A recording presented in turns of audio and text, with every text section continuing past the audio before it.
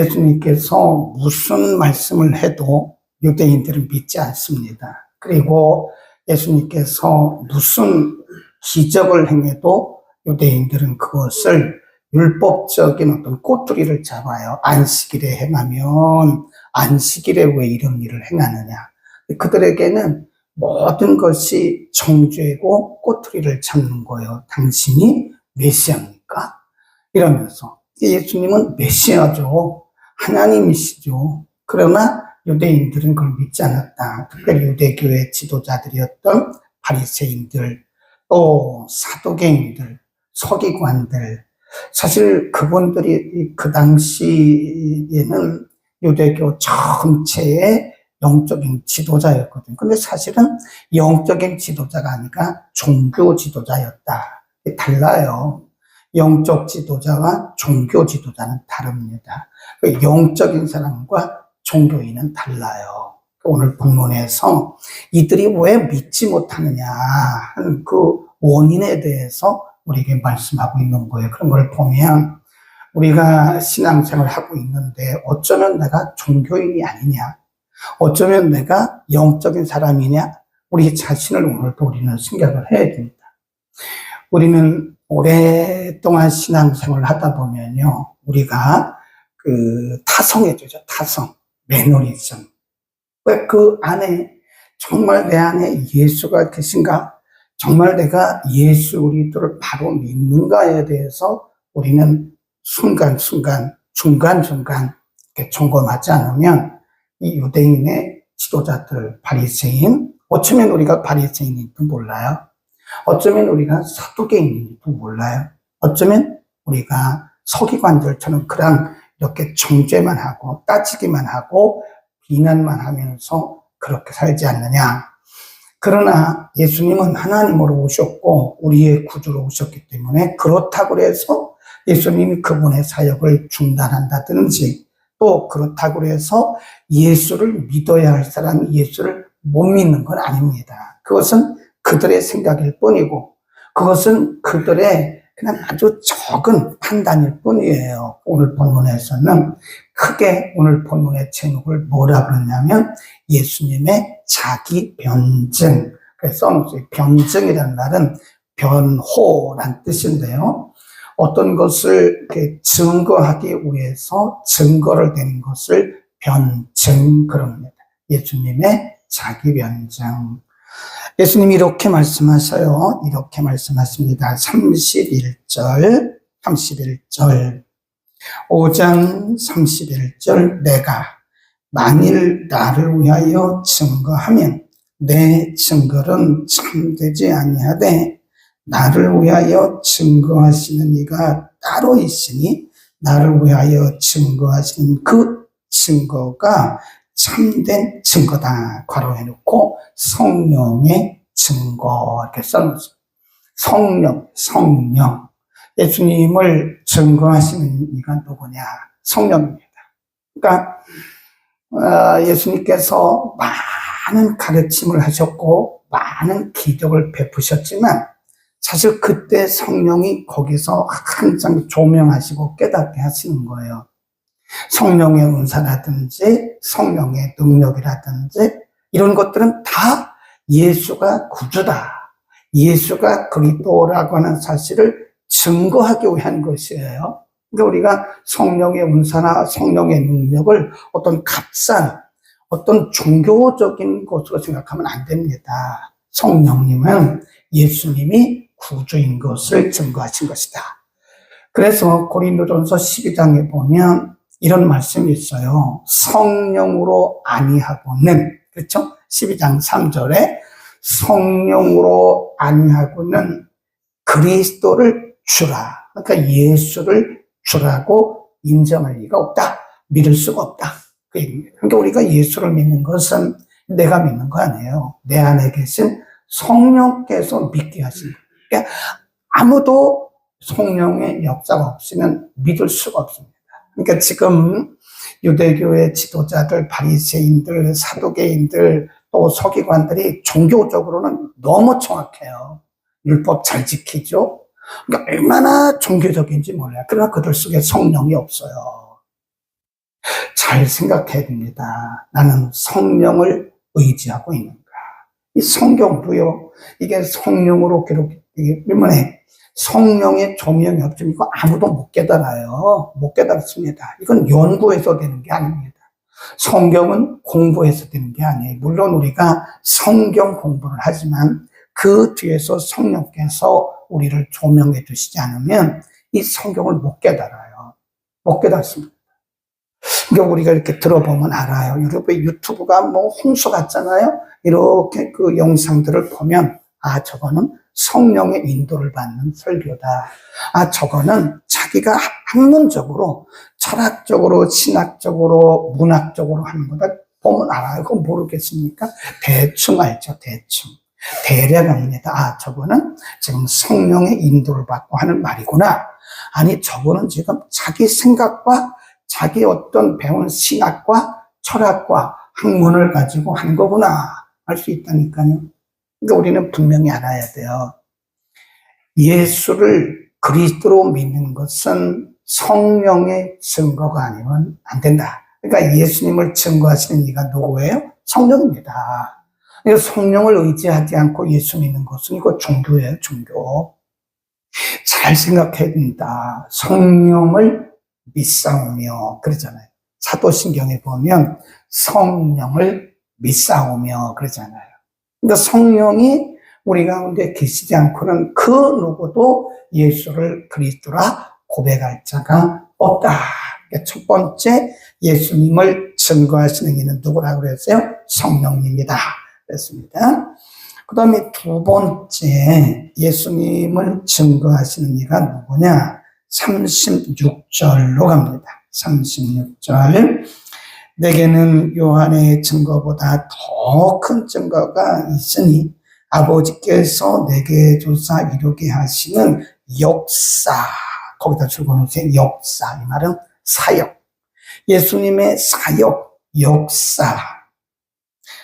역사를 통해서 말이죠. 네. 그 역사가 나를 증거하는 것이다. 그런 것입니다. 네. 36절 써놓으시고요. 그 다음에 19절로 한번 또 가봅니다. 그러므로 예수께서 저희에게 이르시되 내가 진실로 진실로 너희에게 이르노니 아들이 아버지 하시는 일, 그 역사거든요. 하시는 일을 보지 않고는 아무것도 스스로 할 수 없나니 아버지께서 행하시는 그것을 아들도 행하는 것이다.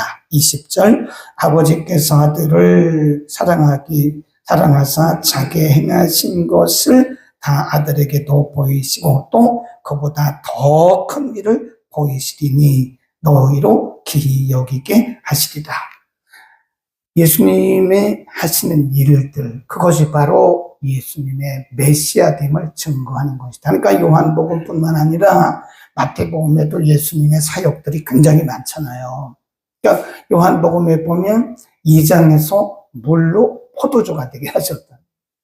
그 다음에 5장에 오면 베데스다 연못가에 38년 된 병자를 예수님이 고치셨어요. 이건 단지 물이 포도주가 되게 하는 그게 목적이 아니에요. 38년 된 병자를 고치신 그게 목적이 아닙니다. 그것이 바로 이분이 행하신 일을 보면서 이분이 메시아구나. 그러니까 예수님께서 행하신 일들을 보면서 그러잖아요. 너희가 나를 믿지 못하거든 나의 행한 일을 보고 나를 믿으라 그러잖아요. 그리고 19절 20절에서 아버지께서 함께 하시지 아니하면 내가 아무것도 할 수 없다. 그러니까 예수님께서 행하신 그 역사, 물이 포도주가 되게 하시고 38년 된 병자를 고치시고 죽은 왕의 신하를 살리시고 이런 사역들이 다 뭐라고요? 예수님의 메시아됨을 증거하는 것이다. 그런 얘기입니다. 그 다음에 세 번째 예수님이 자기 변증을 하시면서 39절로 갑니다. 39절 너희가 성경에서 영생을 얻는 줄 생각하고 성경을 상고하거니와 이 성경이 곧 내게 대하여 증거한 것이다. 이 성경은 구약을 의미합니다. 구약. 그 당시는 구약밖에 없었어요. 신약이 아직 기록되지 않았으니까 너희가 영생을 얻기 위하여 성경을 상고하는데 그 성경이 바로 나를 증거하는 것이다. 그런 말씀했어요. 그래서 우리가 성경 전체는 예수님입니다. 구약은 오실 예수님, 신약은 오신 예수님. 그러니까 우리가 성경을 보면서 구약에서도 예수님을 봐야 되고 신약에서도 예수님을, 아브라함을 통해서 예수님을 봐야 돼요. 이 잘못하면 우리가 구약 성경을 그냥 아브라함 얘기, 이삭 얘기, 야곱 얘기로 끝나면 그건 50점이에요. 아브라함 속에서 예수님을 봐야 돼요. 이삭을 통해서 예수님을 봐야 돼요. 야곱, 그 예수님의 증거거든요. 예수님의 오실 형상이거든요. 그러니까 우리가 구약은 어렵다. 왜 이렇게 구약을 많이 얘기하냐? 근데 아직 복음을 몰라서 그런 거예요. 구약 속에서 예수님을 봐야 된다. 성경이 곧 나에 대하여 증거하는 것이다. 여러분, 이제부터는요, 우리가 성경을 보면서 그 초점을 어디에다 맞춰야 돼요? 예수님에게 맞춰야 됩니다. 아, 여기에 예수님이 어디 숨어 있지? 이렇게. 구약을 보면서, 예수님이 어디 숨어 있지? 그 예수님이 바로 구약에 또 숨겨져 있고, 신약에서는 그 숨겨진 예수님을 우리에게 증거하고 있는 것이다. 아멘. 어떤 분들은요, 신약만 설교를 하다. 그럽니다. 참 이게 문제구나. 이 구약과 신약을 다 간 구약에도 예수님이 계시고 신약에도 예수님이 계시는데 신약은 예수님의 증거잖아요. 구약은 예수님의 오실 예수님에 대한 예언이잖아요. 그것도 공부해야 되지 않겠어요? 그 말씀을 들어야 되지 않겠어요? 그러니까 지금 예수님은 유대교 지도자들에게, 바리새인, 서기관들, 그리고 사두개인들에게 여러분들이 구약에서 여러분들이 영생을 얻는 줄 알고 뭐 진리를 따르는데 사실은 그 성경이 나에 대하여 증거하는 것이요. 그렇게 말하는 거예요. 그 다음에 네 번째, 예수님의 자기 변증이 뭐냐? 45절로 갑니다. 45절, 5장 45절. 45절, 내가 너희를 아버지께 고소할까 생각지 말라. 너희를 고소하는 이가 있으니 곧 너희의 바라는 자, 모세란 말은 율법을 의미합니다. 율법, 또 줄거놓고 율법. 모세를 믿었다면 또 나를 믿었으리니 이는 그가 내게 대하여 기록하였습니다. 그러나 그의 글은 믿지 아니하니 어찌 내 말을 너희가 믿겠느냐? 이 구약의 구약, 율법이 나를 증거하는 것이다. 이게 네 가지 예수님께서 자기 변증을 하셨어요. 네. 그런데도 유대인들이 믿어요, 못 믿어요? 못 믿습니다. 그 이유가 뭘까? 예수님께서 말씀하신 오늘 본문에 보면 내가 이렇게 네 가지, 다섯 가지, 여러 가지로 여러분들에게 내가 복음을 증거하고 성령께서 말씀하고 성경이 나에 대해서 증거하겠는데 여러분도 왜 안 믿죠? 그 이유가 있습니다. 그 이유를 얘기하는 거예요. 거기 보세요. 그들이 왜 못 믿나? 안 믿는 게 아니고 못 믿는 겁니다. 38절. 5장 38절. 시작. 그 말씀이 너희 속에 거하지 아니하니 이는 그의 보내신 자를 믿지 아니함이라. 그래서 그 말씀이 진리입니다. 진리. 심각한 얘기예요, 여러분. 우리가 이 말씀은 진리거든요. 그런데 이 말씀은 성령으로 우리에게 증거하시는 거거든요. 왜 사람들이 못 믿냐? 네. 유대인들이 왜 예수를 그리스도로 고백하지 못하느냐? 왜 유대인들이 예수를 주라고 말하지 못하느냐? 그 속에 뭐가 오는 거예요? 말씀. 이 굉장히 중요해요. 오늘날도 우리가요, 예수를 믿어도 우리 안에 말씀이 이렇게 차곡차곡 쌓여져야 되거든요. 근데 우리가 뭐 기적을 보고 이런 건요, 얼마 못 가요. 진짜는 말씀입니다. 우리가 환상을 보고 뭘 듣고 기적 보는 거는요, 그건 하나님이 말씀을 믿게 하기 위한 수단일 뿐이지, 사실은 우리 안에 말씀이 있어요. 그 말씀이 우리 안에 쌓여져야 믿음도 자라는 거거든요. 그러니까 우리가 교회를 뭐 10년 다니고 20년 다니고 30년 다녀도 우리 안에 말씀이 없으면 믿음은 항상 제자리입니다. 거기 있어요. 거기 있다니까요. 네, 교회 다닌 지는 오래됐는데 우리 가운데 말씀이 쌓여지지 아니하면 여전히 어린아이에 머물고 있는 거예요. 몸은 이렇게 큰데 생각은 어린아이다. 말씀이 그들 속에 없기 때문에 그들이 예수를 믿지 못한 것이다. 진리의 영이 그들 가운데 없기 때문이다. 아멘. 여러분들은 예수가 믿어지세요? 그럼 행복한 분입니다. 근데 어떤 분은 안 믿어진대요. 진짜라니까요. 제가 직접 들었어요. 그럼 교회 왜 나오세요? 마음이 편해. 교회는 마음 편하려고 나오는 게 아니에요. 예수 믿고 구원받고 천국 가려고 믿는 거지. 마음 편한 거야. 뭐 어디든지 가면 뭐 자기가 마인드 컨트롤 해도 되고요. 다른 종교에도 마음 편합니다. 교회는 마음 편하려고 하는 게 아니에요. 오히려 교회는 마음이 불편해요. 왜 그렇죠? 하나님의 말씀이 우리 가운데 오면 내 속에서 막 이게 육적인 나와 영적인 나가 이렇게 막 싸웁니다. 오히려 우리가 예수님도 그랬잖아요. 너희의 원수가 너희 가족이라 그랬잖아요. 예수 믿으면 마음 편한 게 아니에요. 물론 성령이 주시는 평안은 있지만 사실은 우리가 진리가 우리 안에 오면 오히려 우리는 더 영적인 싸움을 해야 되기 때문에 그런 것이다. 그 다음에 그들이 왜 믿지 못하냐? 40절로 갑니다. 40절 시작. 그러나 너희가 영생을 얻기 위하여 내게 오기를 원하지 아니하였도다. 나는 사람에게 영광을 취하지 아니하노라. 그랬어요. 그리고 그 뒤에 말씀하기를 다만 하나님을 사랑하는 것이 너희 속에 있어요, 없어요? 없다니까요. 그러니까 이들이 얼마나 모순인지 몰라요. 율법을 공부하고 율법을 가르치고 율법을 지키면서 그들 속에는 하나님을 사랑하는 마음이 없다니까요. 그래 예수를 못 믿는 거예요. 예수가 그리스도인 것을 믿지 못하는 것은 그들이 율법은 알고 있으나 율법을 주신 하나님을 사랑하지 않는다.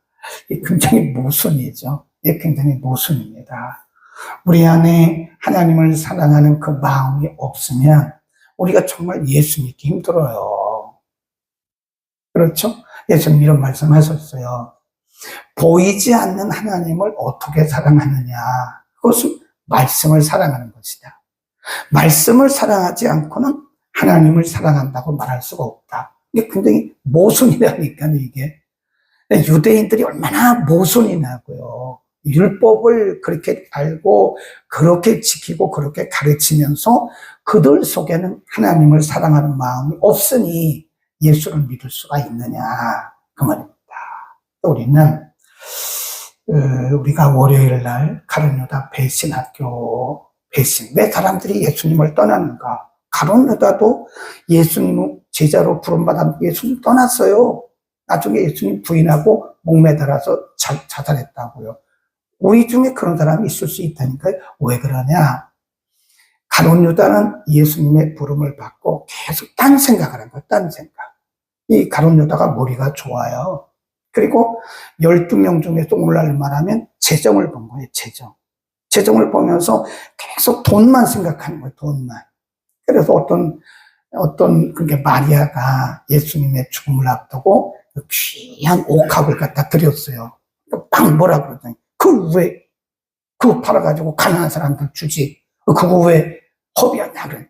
유다의 생각은 계산입니다. 돈 계산.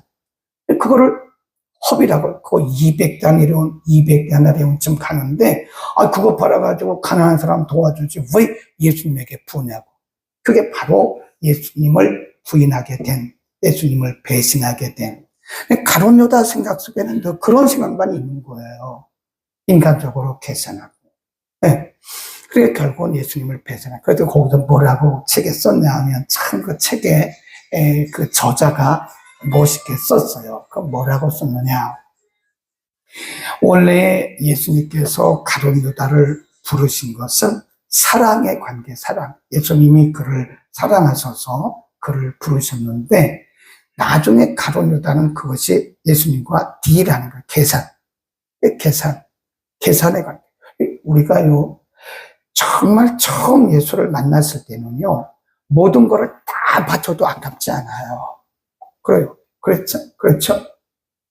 아닌가 봐요. 네. 아닌가 봐요. 우리가 처음 예수를 만났을 때는요, 모든 걸 다 바쳐도 아깝지 않아요. 네. 근데 서서히 시간이 가면서 우리가 계산을 합니다. 우리는 서서히 가룟 유다가 되어 가는 거예요. 그러면서 하나님과 딜을 해요. 하나님, 제가 이거 드릴 테니까요. 하나님, 나 좀 주세요. 하나님, 제가 이만큼 했으니까 나 축복해 주셔야 되지 않겠어요? 이미 우리는 축복을 받았어요. 구원을 받았잖아요. 구원보다 큰 축복이 어디 있습니까?